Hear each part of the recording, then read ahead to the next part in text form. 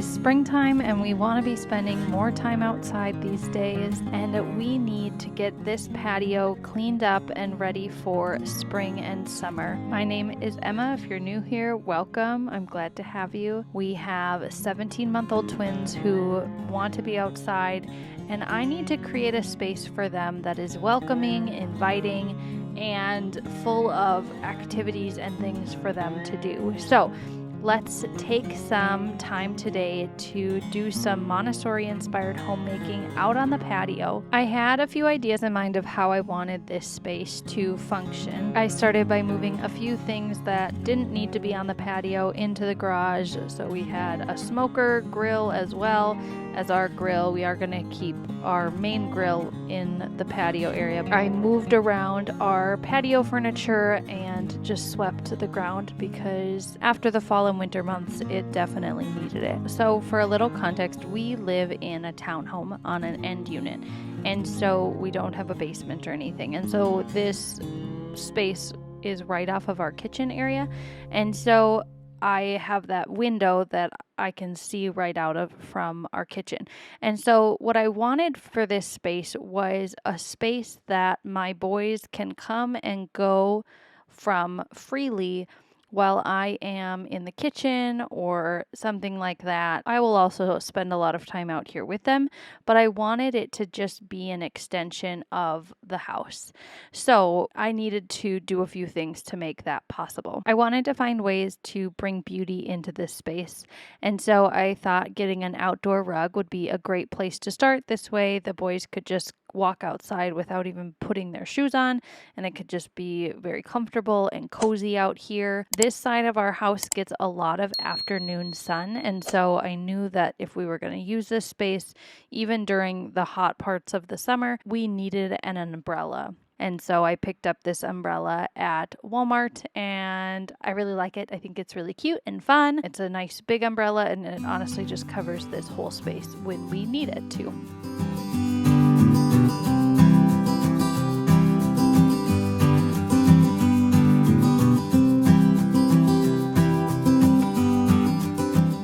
Next, I had to think through safety. I have already experienced the challenges of twin toddlers in a yard with a street that they can run towards.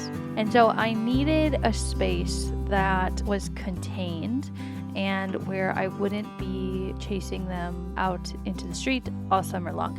So I thought of this idea of creating this little fence that goes along this pillar, and it needs to be kind of a temporary solution because we are part of an association, and so we have some like rules and guidelines that we have to follow, and we can't make too many changes to the exterior of our house because of the rules in the association. But I figured this would be an okay solution, and it has been great so far. And you might be thinking like, hey, I thought Montessori is all about having the freedom to choose and do whatever you want. And that's actually not really true. That's a common misconception with Montessori. And there is freedom. We want to allow our children freedom, and that freedom comes with limits. So Dr. Montessori talks a lot about freedom and responsibility, or freedom with limits. And so in this space in our home, the limit is this fence, and that's to provide them with safety and security.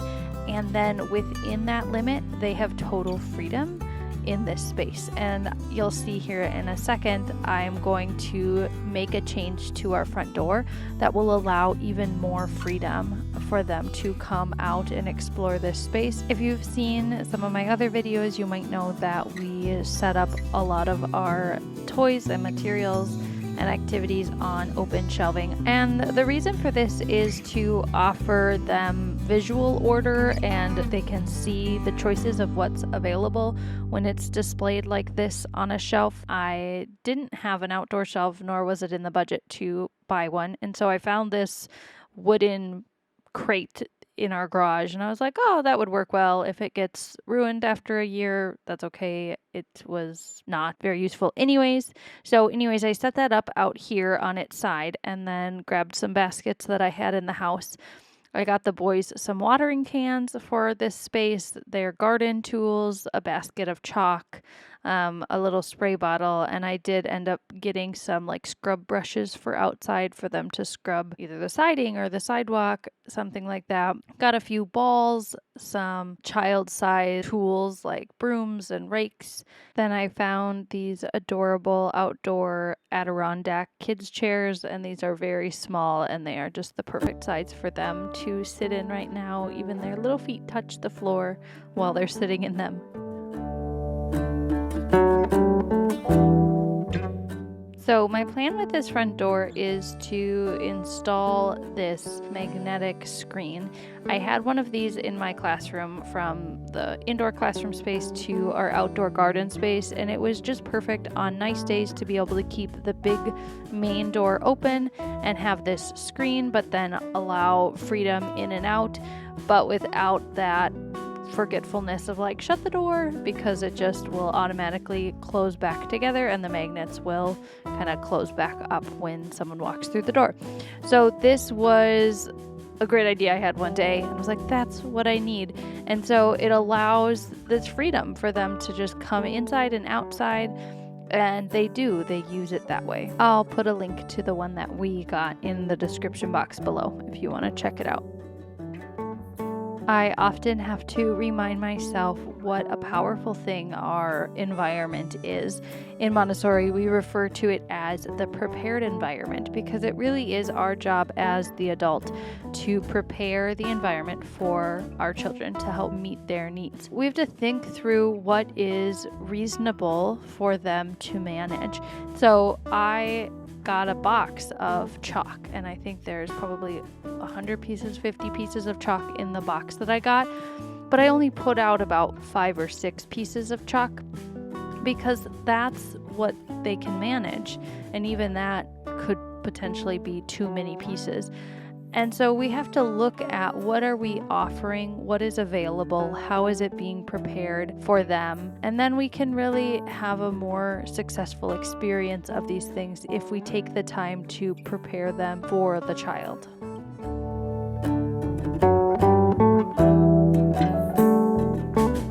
This patio project took many weeks to get to completion of where I really wanted it, and part of that was due to the weather, and so I waited a couple more weeks before I got my flower pots all together. So got some pretty flowers, and I've been working with the boys on being gentle with flowers. My sister gave us some fresh cut daffodils the other day, and I cut them with smaller stems, just one for each of the boys, and we were just practicing holding them and being gentle with them. They're getting there, and I think they really love how beautiful they are, and so I knew that if I have these flower pots right in their area and their play space, we'd have many opportunities to practice being gentle to flowers and petals. It's always hard for me to choose what flowers I want in my flower pots. When I was teaching, I took my 3rd graders on a special little outing to the local garden center, and they gave us a little education and course on making our own flower baskets, and the lady told us to do a filler, a thriller, and a spiller. And so I kind of thought through that when I was getting it. So my filler is the grass, and then my spiller are those kind of viney leaf ones, and my thriller were my red geraniums.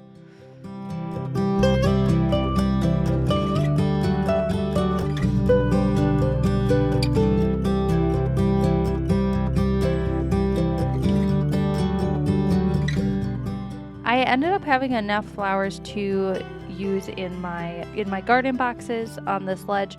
Initially, I was thinking about potentially doing herbs out here, but because we are doing a much larger garden at my in-laws' house this year, I thought that I would just stick with things that are beautiful and lovely in this space outdoors.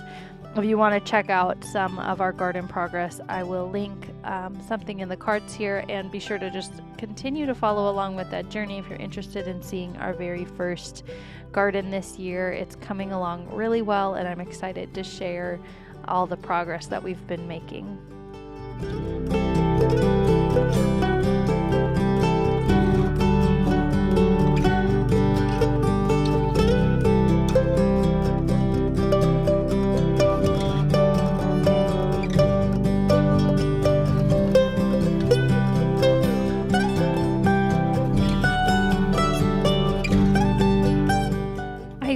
this project was a really good example of meeting the needs, and our spaces are going to be evolving and changing every year, every season to meet the needs. And this started with just a small idea and really a pain point and a frustration of not being able to just easily go outside. It was such a big ordeal to do, and I wanted to change that. I wanted to make this cozy, inviting space that my boys could just come and go from freely, and I could get some things done in the kitchen and watch them through the window with the screen open and hear them, and just have it be this beautiful space that we would get to spend our spring and summer. And I think we accomplished that goal. I love the way that it turned out. We have a very small space that we are working with, but I was impressed with what I was able to do with this small space. So if you're looking for more ways to bring Montessori principles into your home, into your space to be inspired, be sure to follow along. I love all things Montessori, cleaning, organizing, homemaking, and those are the things that I like to share on my channel. After all of that work on this patio, I took time this evening to sit and enjoy. It was cool and breezy, and the trees in our yard were in full bloom. It's probably the prettiest week of the year in our yard, so I just soaked that in. And look at the transformation that we had in this space after a little rain and everything getting in bloom and just a few extra touches of beauty. This space is now a place I want to come and spend time, and it is an inviting place in our home. Thanks for stopping by our Montessori home. Have a great day.